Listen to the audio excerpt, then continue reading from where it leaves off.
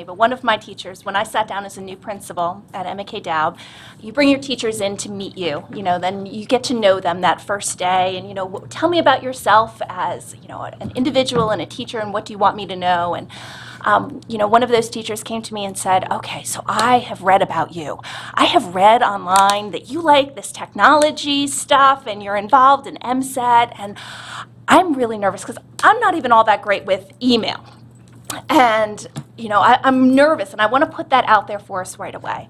And I will tell you, you walk into that teacher's classroom, you walk into any of the teachers' classrooms, and Jim was trying to say that they're comfortable and they're moving forward, and there is great learning happening in each of our rooms. And we didn't ever approach it as something additional. So our teachers learned it in the side by side. So as we were doing, we were launching one-to-one devices, and we're launching Charlotte Danielson teacher evaluation system at the same time. What could have been very traumatic for our teachers, we did it side by side, so it was never seen as something else. We never taught technology for the sake of learning technology. We learned it as a way to do our work better. So, as simple as putting a calendar online, and we're sharing our calendars instead of having a big paper calendar hanging in the faculty room that you're only allowed to write on with pencil, made our teachers' jobs easier in the long run. So yes, there is some angst at the beginning, but I have been so pleasantly surprised with the passion and enthusiasm that our teachers have brought to the table. And maybe our teachers need to speak to this a little bit, those that have gone through this process already. What have been the pros and the cons? What benefits have they seen for students? How would they define the changes? I understand, and I know that there are plenty of teachers, yes, that feel that way about new technology and switching platforms. I think Jim talked about something very important as well. When the Vanguard schools, when we put the Vanguard schools together for the interview, part of the process was to be transparent and talk with the teachers and to find out where they were. Did they feel like this is something they wanted to go forward with? So we have the data from those schools as well that comes directly from the teachers who are talking about would they want to do this? Do they want to move forward with this? And I think that's pretty powerful. And I understand that. I understand the idea of initiatives, because I hear the same thing. I think we as principals always hear that. But this was something. They usually start at our desk. Yeah. Truth be said. But this was something that teachers they were asked. It was a transparent process. This wasn't something that was slid in. It was something that was talked to in regard to them. Hey, we're thinking about this. What do you think? We did surveys. We talked to them, very pointed in regard to. And some of their angst was just in the sense of just opening the device because it's different from what they have used. But I think that comes in with professional development, which we've addressed as well. But it has been a very transparent process in the idea of talking with teachers. So I think that's a very valid question. So I just want to say one thing, Ms. Foley, I'm sorry for interrupting, but Ms. Fisher, to the point about teachers. One of the things that I was pretty clear about is I did not want this to be an initiative that was forced on people. So I asked them to ask the question, and of the 18 Vanguard schools, 80% of the teachers said yes, they wanted to do this. So I think anytime you get 80% of anyone saying they want to do something, that's a pretty powerful message from those schools. Now, are there some people who just, no, they're struggling with it? Absolutely, we know that. But I think our experience tells us that even those teachers who struggle with some of this kind of stuff, once they see the power of the technology, the way that they are freed time from traditional grading and things like that, it isn't as onerous a burden as one might think. And that's something that comes out of some of the other research as well. I mentioned the Hanover study, but one of the things that Hanover does is they review implementations across the country. And one of the things they talk about in that is the discretionary time that is created for teachers to actually do the planning because of the power of the technology. So. My other question has to do with the cost of these devices. I'm looking at a page in our handout that shows a phase-in over 7 years to acquire these. But after 7 years, haven't these worn out and we have to start the whole thing over again? So when we talk about leasing of equipment, we are committing a year, in the end, we will be committing a yearly expenditure of technology that will just be in perpetuity. And we will bring new technology in and we will move old technology out. But once we get to that point where we're fully engaged, that will be a reoccurring cost for the board. But That's a very high cost. well, I want to say that it's in the neighborhood of $3 million. Well, it's a total of over 7 years, about 17 million, so that's, what, 2.5 million on the average per year? And so that would be what would be our reoccurring lease cost for these devices. That's, the one-to-one cost would be there, yeah. Yeah, go ahead. Jackie, let me dovetail on that. The lease terms are 7 years.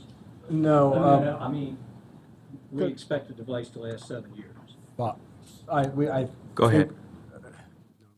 No, go ahead. You're good. We've weighed in this lease on 2 devices, pre-K through 2 being iPads based on the level of creation they would use, and grades 3 through 12 using a MacBook Air 11-inch, which I don't see here.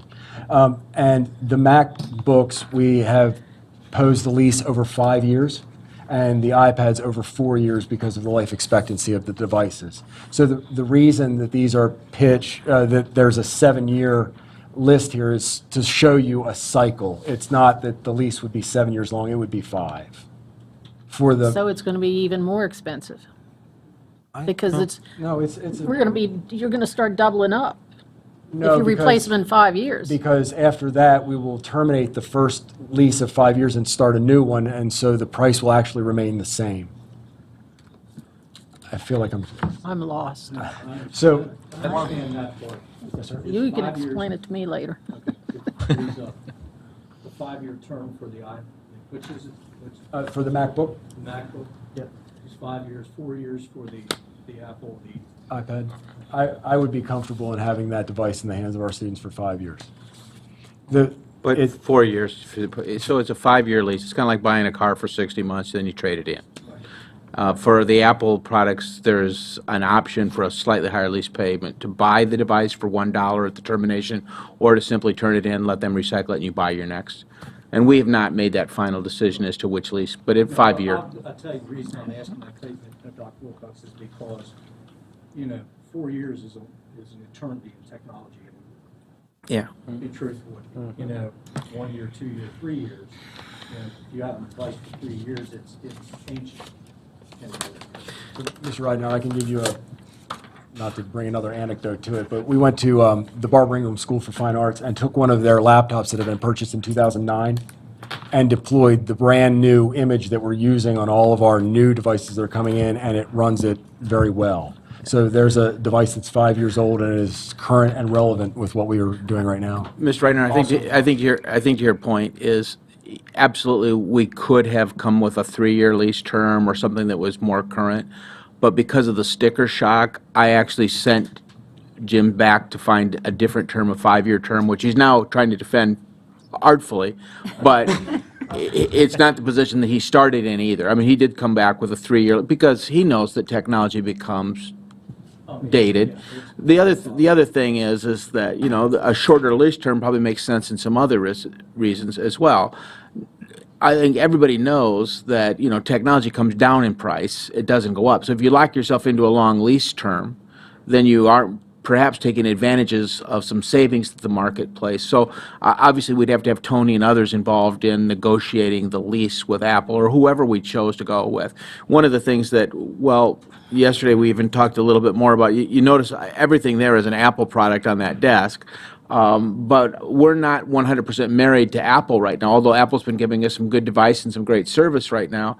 One of the things that we're looking at are the Surfaces, the Chromebooks, and some of those kinds of things as well. And it really depends. That's why we've said this is, and it's a couple of times somebody has slipped and said it's a one-to-one. It's the right device for the right kid.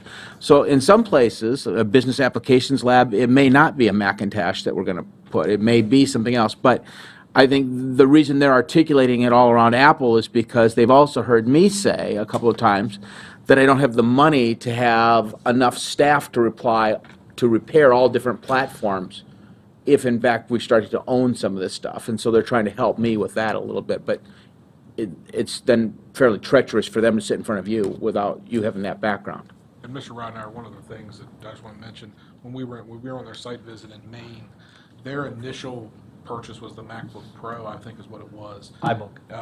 And they actually reallocated those from the original lease.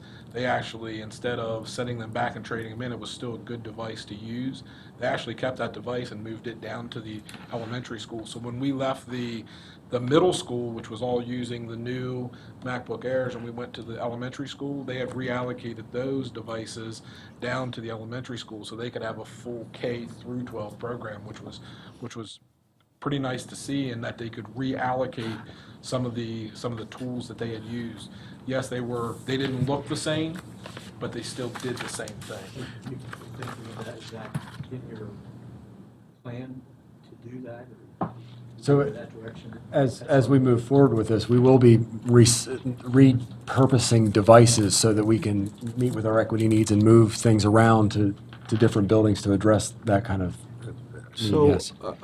can I suggest a couple of things? Certainly, Mrs. Brightman, if there are other board members who have comments that they want, terrific, but it's been a long day, I think, already. We know we're going to workshop this coming up. I think to give the team some more food for thought for their preparation for the next interaction with the board might be a good idea right now. All right, I know Mrs. Williams has had her hand up for a while, and Page thank 7 you, and 8, I'll try the to go in term that direction. essential digital curriculum. Does that exist? Is that something in existence? Is that something to be developed? The system's essential digital curriculum. I think this is referring to the scope and sequence for the county, the standards curriculum that is being developed by the curriculum office at this time. So there's something in the development stage that will address technology and digital learning, and I'm guessing integrated with content so that it's not taught in isolation? Is that, okay, that's one question. My second question is, we're moving to Apple. Do we have staff, technician, what is the thought for being able to support this in our schools? You know, is it going to mean an increase in the number of technicians? Is it going to mean training? Do we have people currently who are able to work and support Apple products? We do? Okay. Okay, and then I have one more. And I forgot what it was, so I'll pass. And remember, we do have a work We're gonna have a session work coming up, session, so we yeah. all get another bite at this apple. So Okay. this is really just the preliminary. intended. Sorry about that. Oh, I've been looking at those. I remembered, I Oh, remember. My third question deals with professional development. A lot of it is going to be necessary. Does this then become a priority of the system? Or is this separate and apart from all the other professional development that's going to be needed? Because we have all these other initiatives and things that we're trying to So our maintain. goal is to weave everything together seamlessly, that this Okay. isn't something separate and different from everything else. Okay, I think that when you first do your deployment, getting the device that first day with students and teachers, there's probably a good 45-minute session on just how to use your device. The rest of it, all is going to be interwoven together seamlessly, so it's not seen as something extra or extra. additional. okay, thank you. I just had a quote Okay, go that I for it. thought might help ease Dr. Harding's fears of a teacher being a facilitator. And it says, "I never teach my pupils. I only attempt to provide conditions in which they can learn." And that was Albert Einstein. That's a good one. Maybe before this workshop, Yes, ma'am. we could submit questions ahead of time to the team, Well, so they would be prepared for. Absolutely, and you know that's always encouraged by the superintendent and staff to do that. Can I close things down? I know, Mr. Gessford, you didn't get a go. I don't want you to feel No, I think Neglected. I'll wait for the work session, perfect. because a lot of my questions were asked. Okay. I'm just going to do some higher level two comments. I think the four of you are inspired I think you're innovators. I think that's great. It's part of our vision of curiosity and creativity and all of that. The report, I think I saw today that was sent to us electronically and that you shared with part of it, does not express what I think you're trying to express to us. And I know Dr. Wilcox sort of touched on that and others. I think there was a lost opportunity to give us live links, to give us some three-dimensional visual aid to what you're trying to say to us in a narrative form. And if we're talking about 21st century, if we're talking about three-dimensional immersion type, if this is where I think instruction, or at least part of instruction, may be heading, show us what that looks like. I think it's a missed opportunity to not take advantage, because you're not only speaking to us, but you're speaking to anyone who's watching on a snow day. There may be folks at home. The work session will be televised. This is a way of building that community. The other thing I would say, in any organization, and don't count up to 100, but I'll get close, 2 to 5% of the folks are innovators. They just have it.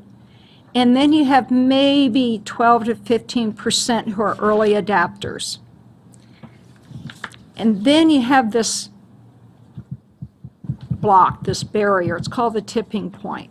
Because you have about 60% of the rest who are sitting back here going, show me. Now, you're going to have probably 6, 7, 8% who are going to go, no way, no how, never. Well, that we kind of get. But is this tech plan that tipping point? Is it the one that'll take the innovators and the early adapters and win over the show me people? And you can see you have some show me's up here as well.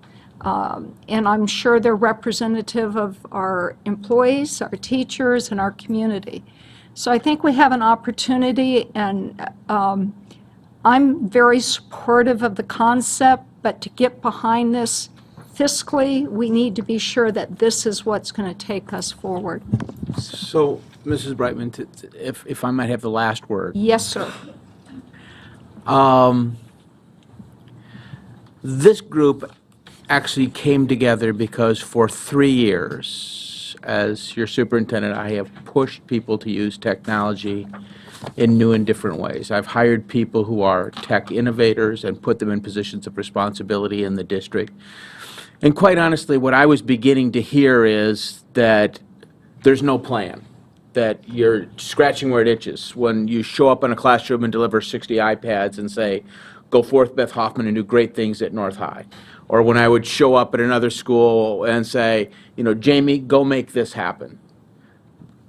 When we applied for a $650,000 grant and won it so that we could spread technology from McKay Dobb to Hicks to South, where we now have great things going on at Dobb, great things going on at Hicks, and the spark of some cool things happening at South High.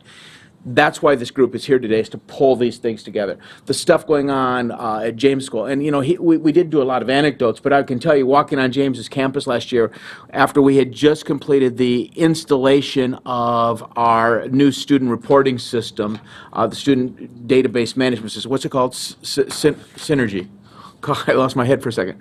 And having teachers run up to me and say, I just found this cool new application on GradeCam that can grade papers for me faster than I can ever do it before, so now I have more time to teach. You know, within your own district, sometimes you're not, you don't see all the things that are happening, and I think that's one of the things that's happened to this board is I haven't told a good enough story. Locally, as to all the good things that are happening. It's interesting that, you know, they mentioned MSET. I was the Maryland Superintendent of the Year for technology because people from outside were looking in and seeing what was going on here. That and the fact that I had Catherine here who wrote a great paper nominating me, I think. But anyway, long story short. But then we took those things and we shared them on a national level. And once again, I got recognized as a national leader in the application of technology, but it's not really me. And I said this at the acceptance one. It's really across this system, there are so many cool things happening with technology. that we need to pull it together now. And that's really what I hope this board will help us to do, is to ask those hard questions so that our thinking solidifies, so that we can put it on paper, so that that set of skeptics that are out there who don't believe will actually come along now and see all the great things that are actually happening in one unified plan. So that's what we're asking the board to help us do. We're going to keep moving forward, obviously, because operationally it's the right thing for us to do. I absolutely agree with Dr. Harding that we've got to answer some fundamental questions about the application of some of these things, because I do not ever want to be the superintendent who's charged with, oh, well, you did a lot of cool things, but to what end? You know, I absolutely want to make sure that the curriculum that you asked about is in place, because the last thing that I want to preside over as a superintendent is a bunch of random acts of improvement that if you're lucky enough to have been there in fourth grade, you got something, but oh, by the way, by the time you got to sixth grade, there was no technology in place for you, and so there's a hole in your curriculum and your development. So I say all that to say, you know, we've got a group of schools right now, the Vanguard schools, that we have interviewed, and they're kind of waiting to hear from the board, and we're going to keep rolling forward. We're not going to put you behind the 8 ball. Please don't misunderstand what I'm saying. But we need to kind of keep this momentum going, because we've had it going now for the better part of 3 years. But we have to make our case to you, because you are the funders of this plan. This plan goes nowhere if you don't say, you know what, we get what you're trying to do, superintendent. We get what you're trying to do, digital technology team. And we're going to support you. We're all in. So we've got some work to do. We'll begin that work to help you in early February when we get this scheduled. But time is important. So to your point, and I know this was a lot of last word, to your point, Mrs. Fisher, any questions that you have for us after you look at this, or just after you talk to teachers, write it down, get it to us. Please do, because it will help us to get you fully engaged and behind it. Dr. Hardy's hard analytical questions about how we're going to measure this for real growth and learning would be helpful. They really would be. I think you sometimes see things in a way that some of us don't see, those of us who have been caught up as educators. So please do. Can we ask a follow-up question Yeah. about when you, no, I'm sorry. One, if it's quick. It's really quick. It's to your point about the missed opportunity and the format, and, you know, Mike was suggesting, you know, would you like to immerse yourselves in like a Google environment with us, and we share that way? Would you like us to create an iBook for you that you could view on an iPad that would have videos and anecdotes and the descriptions and definitions and all of those pieces? We'd like to know what would work best for you as we start I this really process. think it's yours to bring to us. We'll do it all. Okay. We'll show them. Welcome being immersed with us. I think the whole board would be thrilled to be three-dimensional. All right. Okay. Thank you so much. I Thank you, appreciate guys. it. Thank you. All right. Board member committee reports, and I'm not sure any committees have met. Policy hasn't even met, have they? So I think we're going to pass that, but some MABE information. I think briefly, Mrs. Williams and I attended the legislative committee meeting yesterday. Seems like a long time ago. And I'd welcome your comments. Basically, what we're seeing going forward is 3 major policy issues. Charter. I think Governor-elect Hogan and several other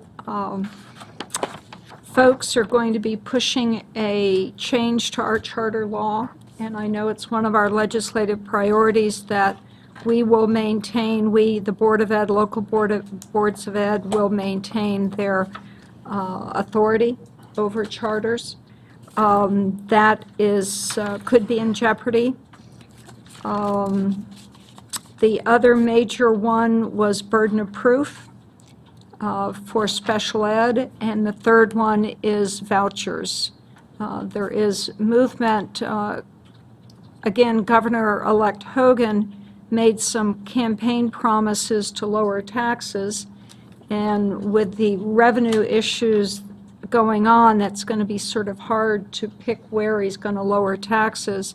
The BOST bill, or the voucher bill, is actually a tax credit to individuals and businesses that might actually be an answer to a question he's campaign promised. So there are those three that I think that we, as the legislative response team, probably need to be prepared to have some response to, I think, as they're coming forward. Mrs. Williams, any observations? Just, I think it's a good thing that Nancy Grasmick is serving as part of Governor Hogan's transition team. I think that's a very positive thing, and I understand that she has reached out to Mrs. Glendenning and the folks at MABE, and they've met. Everything with regard to the budget is still very iffy, and it would be good to know how that's all going to play out, and the sooner the better we know that. The other thing that I would add is that the Legislative Day Luncheon is coming up on January 29th, and that's going to be in the West Conference Room in the Miller State Building, or the Miller Senate Building. Mrs. Brightman was there last year as chairperson of MABE's Legislative Committee, and Mrs. Harshman and I also attended. Dr. Hardings, were you there? I don't remember. No, I wasn't. You weren't there. But Dr. Wilcox was, and I think Mr. Trotta was.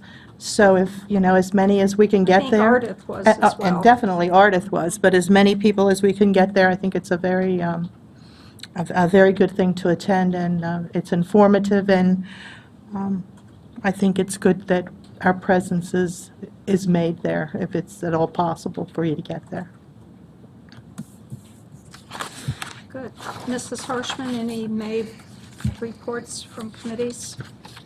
No, nothing yet. We'll be working, I'm sure, on the next event down at Ocean City before long, but nothing yet. Very good. Anything else on a committee level that anyone wants to discuss? Are we starting committees on our fourth Tuesday or not?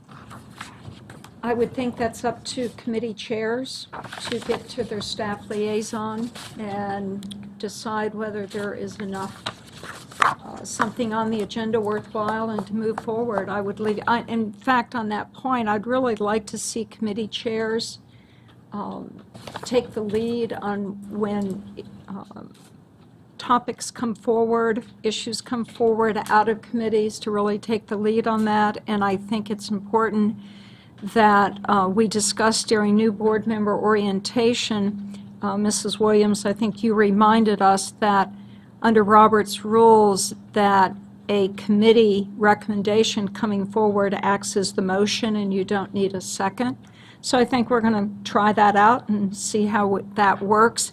I would also suggest, though, that there may be, the committee chair may be wanting to introduce amendments, and usually someone who brings a motion forward can amend their own motions. So we're going to be informal on that and allow anyone on the committee, as well as chair, to amend any recommendation that comes forward with everyone's agreement. I think that would be a good practice we could start. Okay, future agenda items, looking at January 20th. We're going to shorten the closed session from 2 hours to 1 hour. The agenda planning will be 15 minutes before that. It looks at this point that it's going to be a relatively short evening meeting. There will be probably some consent agendas coming forward, but without policy, I don't think we'll probably have many policies coming forward till later in February to get some first reads going. The work session on the tech plan, at this point, we're looking at February 3rd from 8:30 to 10. Okay. We're down to board member comments. Mrs. Harshman, would you like to start us off? Well, it's nice to start a new year, and it's great to have our committees back in order, and I think we can get those organized by the end of this month, so hopefully if we're having that on the fourth Tuesday, that'll be posted. I know it will for curriculum and instruction. So Happy New Year to everyone. I hope everyone has a successful new year and a good year at school. Mrs. Williams? I have nothing, thank you. Mr. Ridenour? Nothing. Mrs. Fisher? I have no comments. Mr. Gessford? Thank you. Just a couple things. Just want to let you know that I did finish my new board orientation in the middle of the month of December, so that is completed. And Always Ron's does have a really nice program on the Thursday nights where we have an open jam session. And over the Christmas time, we had South High's Midnighters come in. And I want to tell you what, those young adults, musicians, just blew everybody away. I mean, it was standing room only. There was parents there, but there was a lot of musicians from all over the area, and they just came up and said, "Wow, these are just fantastic students and musicians." And just where they come in and just kind of sit in and they jam, and they brought everybody in. And is it Brian? Is that the band director over at South? I hate saying names because I can't remember, but he just did a fantastic job, and just people just loved that jazz ensemble, the Midnighters. So, just a hats off to that program over at South High. Thank you. Dr. Hardings? Yes, just two things. First, I had the chance to be a judge for the We the People contest back in December. Seems like forever ago now, but I know all board members were invited. It's a busy time of year, so it's actually the first year out of my 6 years on the board that I was able to make it. It was a great event, thanks to the Social Studies Department and all the mentors, coaches, teachers who took time to get those kids excited about the Constitution. It was a really enjoyable day, and I'm sure I will do it again if I get the chance. I can't let the opportunity pass without sharing my favorite Albert Einstein quote. Oh. Which is, education is what remains when you forget everything you learned in school. Which is, I think, profound if one thinks about it. I appreciate the spirit of Mrs. Harshman's comment. It gets her quote to me. I think it gets to one of the fundamental questions that we're talking about. Albert Einstein was a professor at Princeton teaching PhD graduate students. Facilitating learning in that environment looks one way. Facilitating learning in a second grade environment or a pre-K environment may look very, very different. Well, that's And I obvious. think, that's the discussion that we all need to have, is what is it that we want do we want to call it facilitating? Do we want to call it, what do we want to call it? And what is it that we want to see going on in our classrooms? And I think the quote and the discussion that we had gets to exactly that question. I look forward to sharing in that conversation with the board. Excellent. Thank you. One final comment.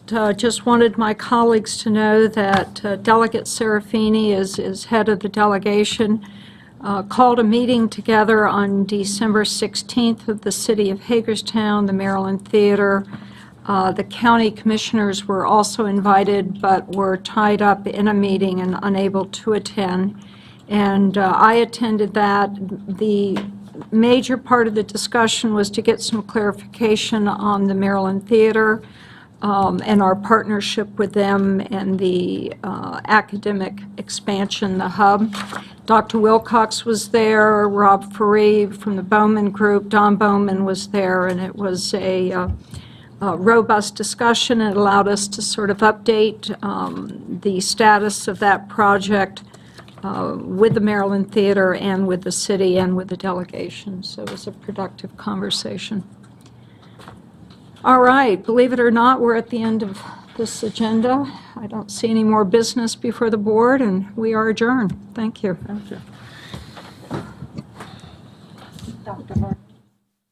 Yes, ma'am.